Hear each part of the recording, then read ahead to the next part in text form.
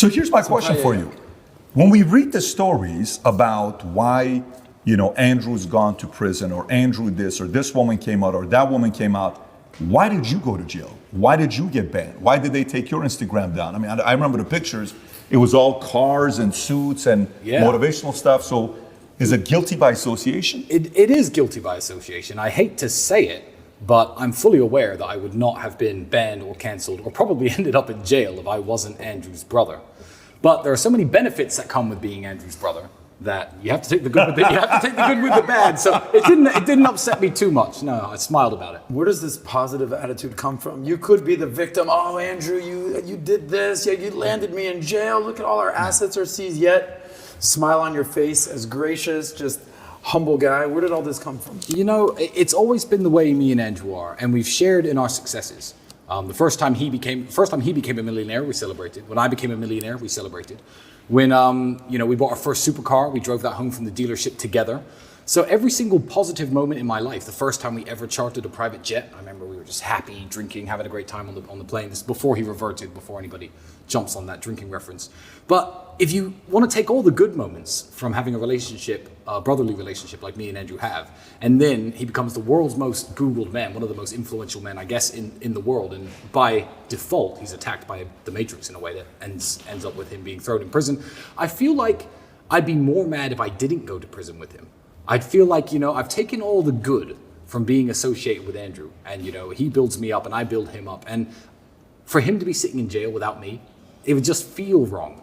So I'm not even mad about it. I'm the opposite of mad about it. I'm glad they roped me in with it. I'm glad they said guilty by association. I'm glad they throw me in jail with him. And if they frame him for real and send him back, they better send me back too, or I'll break myself in. You break yourself into jail. I'll break into the jail. Right. Seduce one of the prison guards or something smart. I can't see you doing something like that. I can't see you doing something like that. But you did give a good book recommendation earlier. I appreciate that, which was great. It's an inside joke, but so going back to this whole story of, I got confused right now because, we're both in a different place right now. I got it. I'm thinking number 7. I'm thinking 8.5. I'm in a whole different place today. Okay. Well, working out is good. Staying in shape is good. All that stuff is a very good thing. Yeah. So really though, when you talk to your lawyers, why did they put you in jail?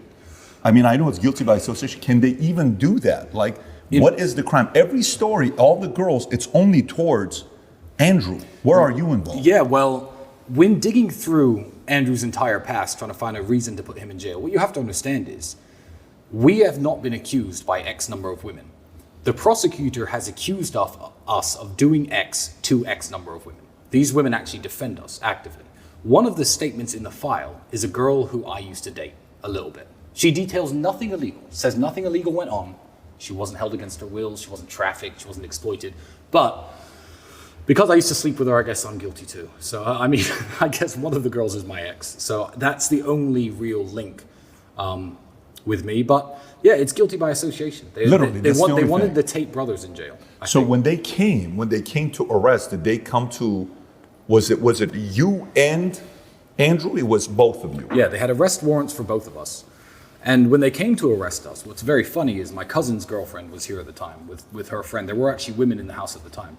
The women in the house were not questioned. The women in the house were not asked if they were okay. The women in the house were not asked if they were in danger, if they were safe. They were completely left alone, left to sit on the couch with us while the police watched over us, while they went through the house and took everything that was valuable. They were Googling the value of the various items they were taking, marking it down on a spreadsheet, and they left, I think, without saying a single word to the women who were in this house, which is very unusual, you would think, in an investigation about human trafficking. But you could take what implications from there you will, and guess what their motivations were, if you will, but I can't say anything at the moment. That makes sense.